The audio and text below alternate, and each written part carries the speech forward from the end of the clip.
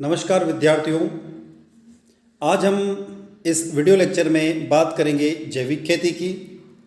आप मेरे साथ यानी डॉक्टर दीपेंद्र कुमार शर्मा के साथ आपके अपने YouTube platform chemistry bye D Sharma पर जुड़े हुए हैं। आज हम जैविक खेती यानी ऑर्गेनिक फार्मिंग के प्रयोग क्रमांक 4 की तरफ चल रहे हैं। ये आपका व्यावसायिक पाठ्यक्रम यानी वोकेशनल कोर्सेस है, जो कि नई शिक्षा नीति के अनुसार आपको पढ़ना होगा।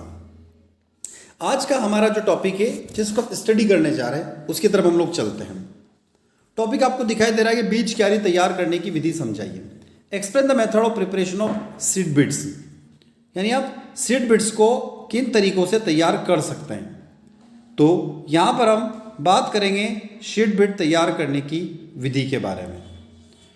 पौधशाला क्या है और इसके लाभ, उद्देश्य एवं उत्तम पौधशाला तैयार करने की विधियाँ क्या है। तो पौधशाला कहाँ पर बनाई जाती है? तो पौधशाला के अंदर बीज क्यारियाँ होती हैं, उसकी तरफ चलते हम लोग। तो उस स्थान अथवा क्षेत्र को पौधशाला यानी प्लांट नर्सरी कहते हैं, जहाँ स्थायी अंतिम रोपण के से पूर्व नर्सरी तैयार की जाती है। पौधशाला में क्यारियाँ, रास्ते, नालियाँ आदि होती हैं। पौधशाला प्रबंधन के लिए व्यक्ति में कृषि एवं बागवानी के तकनीकी गुणों के साथ साथ पौधों एवं प्रकृति के प्रति प्रेम एवं धैर्य का गुण भी होना चाहिए। तो आगे बात करता हूं। व्यावहारिक रूप से पौधशाला के अंतर्गत बीजों, कलमों एवं अन्य विधियों से पौधों को अंकुरित किया जाता है, यानी उगाया जाता है। तदुपरांत अन्यत्र रोपण तक विकसित किया जाता है। आप यहाँ पर हिंदी और इंग्लिश दोनों मीडियम में देखेंगे। आप जिस मीडियम के भी स्टूडेंट्स हैं, उस मीडियम के अकॉर्डिंग आप अपना प्रैक्टिकल नोट डाउन कर लीजिएगा। बात करते हैं हम अब पौधशाला क्या है और इसका अर्थ और डेफिनेशन क्या है। तो सामान्यतः कृषि वानिकी के लिए पौधा यानी पौधशाला में तैयार किया जाता है। इसलिए कृषि वानिकी के लिए पौधशाला एक अत्यंत महत्वपूर्ण है। अगर आपके पास थोड़ी सी भी जमीन है तो आप ज़्यादा मुनाफा कमाना चाहते हैं, तो पौधे की नर्सरी सबसे बेहतरीन विकल्प हो सकता है। यानी पौधशाला बनाने में लागत कम लेकिन देखभाल काफ़ी करना पड़ती है। अब डेफिनेशन ऑफ प्लांट नर्सरी। पौधशाला वह स्थान है जहाँ पौधों को उगाया जाता है एवं काम करने के लायक आकार का बनाया जाता है। अब पौधशाला के उद्देश्य क्या है? पौधशाला के निम्नलिखित उद्देश्य: स्वस्थ एवं ओजस्वी पौधे को तैयार करना, पौधे उगाने की जानकारी न रखने वाले व्यक्तियों की आवश्यकताओं की पूर्ति हेतु पौधा तैयार करना, सड़कों व रास्तों आदि के किनारे वृक्षारोपण सफलतापूर्वक करना तभी संभव है जबकि बड़े तथा कठोर पौधे पौधशाला से प्राप्त किए लगाए गए हों। कुछ प्रजातियां बहुत धीरे धीरे उगती है। यदि ऐसी प्रजातियों के बीच स्थायी रोपण के स्थान पर बो दिए जाए तो पौधों में खरपतवार दबा लेंगे तथा पौधों के मरने की संभावनाएं अधिक रहेगी। विदेशी प्रजातियां जैसे चीड़, यूकलिप्टस, पॉपुलर आदि के प्रवेश के लिए उसकी प्रारंभिक वृद्धि की पौधशाला में ही देखभाल की जाती है।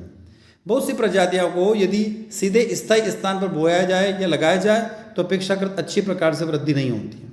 खराब या कमजोर भूमि में स्थायी रोपण के लिए पौधशाला में ही पौधा तैयार करके स्थायी स्थान पर लगाना सफल होता है। जिन प्रजातियों में प्रतिवर्ष बीज नहीं बनते हैं या जिनके बीजों का भंडारण करना काफ़ी कठिन होता है या जिन बीजों के जीवन क्षमता बहुत शीघ्र समाप्त हो जाती है, पौधशाला में उगाई गई पौधों से ही प्रत्येक वर्ष उनकी प्राप्ति की जा सकती है। अब क्लासिफिकेशन ऑफ प्लांट नर्सरी। पौधशाला को समय की अवधि के अनुसार दो भागों में बांटा गया, अस्थायी और स्थायी। अस्थायी इस प्रकार की पौधशाला अल्प अवधि के लिए पौधे की पूर्ति हेतु स्थापित की जाती है और उसके पश्चात उसे बंद कर दिया जाता है। इन्हें खेत पौधशाला के लिए कर सकते हैं। इसमें रोपण क्षेत्र को निकट बनाई जाती है। चूंकि ये सीमित क्षेत्र की आवश्यकता होती पूर्ति करती है, इसे सामान्यतः छोटी होती है। अस्थायी पौधशाला अवरोध रहित स्थान पर होना चाहिए, जिसमें पर्याप्त ह्यूमस हो, खाद्य की देने की आवश्यकता कम से कम हो, नर्सरी सामग्री बिना किसी विशेष क्षतिपूर्वक सुगमतापूर्वक कम खर्च तथा समय में रोपण स्थान पर पहुंच जाए। अस्थायी पौधशाला की हानियां: यदि यह अनुपयुक्त भूमि में बनाई जाती है तो समुचित देखभाल संभव नहीं है। स्थायी पौधशाला की अपेक्षा इसके रखरखाव में अधिक खर्च आता है। स्थायी पौधशाला इस प्रकार की पौधशाला लंबी अवधि के लिए रोपण सामग्री की पूर्ति के लिए होती है। ये सामान्यतः ऐसे स्थानों पर स्थापित की जाती है जहां सभी संभावित रोपण स्थानों को सुगमतापूर्वक पौधे भेजे जा सकें। इसका क्षेत्र बड़ा होता है। इसके अधिकांश प्रजातियों के पौधे तैयार की जाने चाहिए। शुष्क क्षेत्रों में उपयुक्त जल की उपलब्धता विशेष महत्व रखती है। सिंचाई की सुविधा अनुसार पौधशाला को दो वर्गों में बांटा गया है, शुष्क अथवा असिंचित और तर अथवा सिंचित। पौधशाला के लाभ। पौधशाला एक छोटे किंतु सघन क्षेत्र में नए कोमल पौधों की देखरेख करने के लिए सुगमता से रहती है। नवअंकुरित पौधे अधिक नाजुक होते हैं जो कीड़ों एवं बीमारियों के प्रति अधिक संवेदनशील होते हैं। इनकी रक्षा पौधशाला में उचित समय पर उपचार करके की जाती है। बीज अंकुरण एवं कलम लगाने के लिए पौधशाला में अनेक प्रकार के अनुकूल परिस्थितियों का निर्माण किया जाता है। ताप नियंत्रण के लिए ग्लास हाउस का निर्माण किया जाता है और सिंचाई के लिए फव्वारा सिंचाई का प्रयोग किया जाता है। पौध घरों में तैयार की गई पौधे की खेती प्रतिरोपित करने से पूर्व उन्हें कुछ समय तक प्रतिकूल परिस्थितियों को सुरक्षा प्रदान की जाती है। पौधशाला में कम भूमि में अधिक मात्रा में पौधे तैयार किए जाते हैं। पौधशाला में क्योंकि बीज अंकुरण दर अधिक होती है एवं पौधों की मृत्यु दर कम होती है।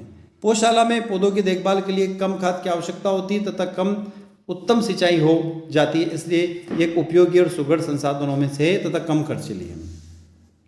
Method prepare to good nursery. पौधशाला को ऐसे स्थानों पर बनाया जाना चाहिए जहां रोपण क्षेत्र के मध्य मजदूरों के आने जाने की सिंचाई की सुविधा उपलब्ध हो। पौधशाला में मृदा बालुई, दोमट और अच्छे जल निकास वाली होना चाहिए। पौधशाला पर बड़े वृक्षों की छाया नहीं होना चाहिए। पौधशाला का क्षेत्र उगाई गई वाली प्रजातियों की संख्या पौधशाला में पौधे रखने की आयु तक कितनी बार पौधे को बदला जाएगा उस पर निर्भर करती है।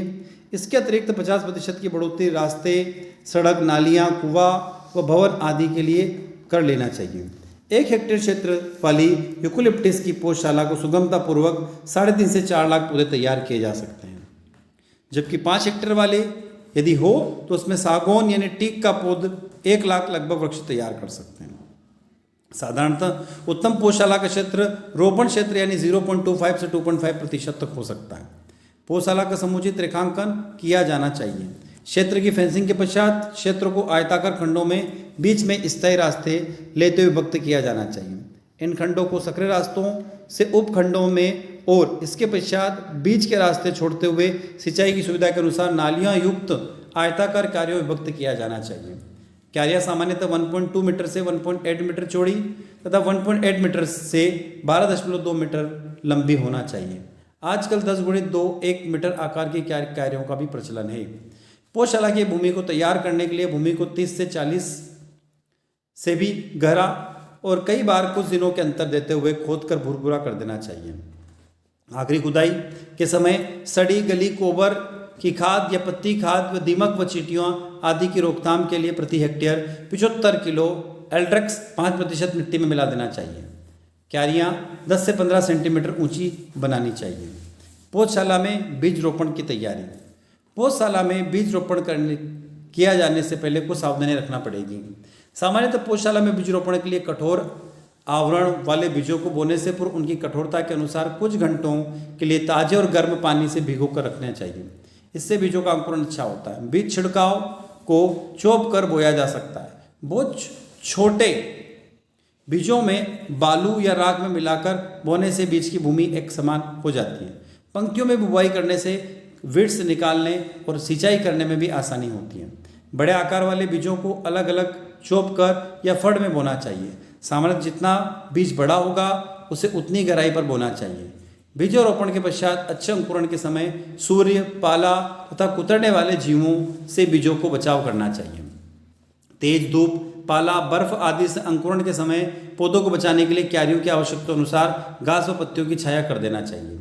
कुछ बीज जैसे सागौन की छाया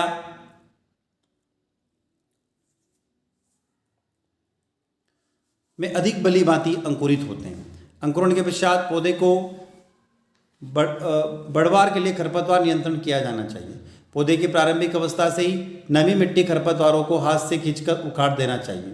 जब पौधे थोड़े बड़े हो जाए तो उसे खुरपी से निकालना चाहिए। साथ ही पौधों का अंतर एक दूसरे से अच्छा होना चाहिए।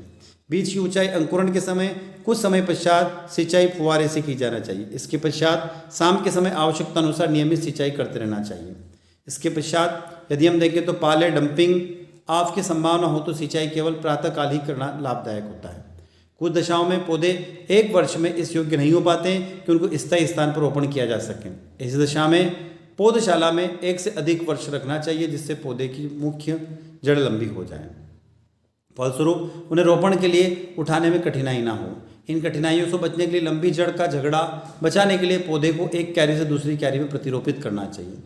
1 वर्ष पश्चात पौधशाला की उर्वरकता कम होने लगती है और इससे कुप्रभाव से पौधे पर पड़ता है।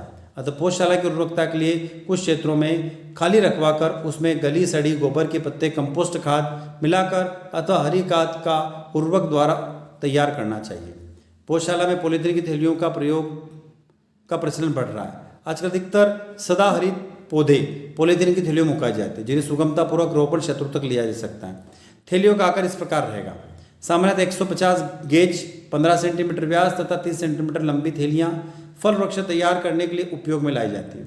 100 गज 10 सेंटीमीटर व्यास तथा 20 सेंटीमीटर लंबी थैलियाँ अन्य प्रकार के वृक्षों को तैयार करने के लिए उपयोग में लाई जाती हैं। तो विद्यार्थियों, ये तो था हमारा एक्सपेरिमेंट नंबर 4। तो आई होप आपको जो जानकारी प्रदान की गई है बेटर लगी होगी, अच्छी लगती है तो आप आपके इस चैनल को सब्सक्राइब अवश्य करें, वीडियो को लाइक करें, अपने दोस्तों के साथ में शेयर करें। Thank you students.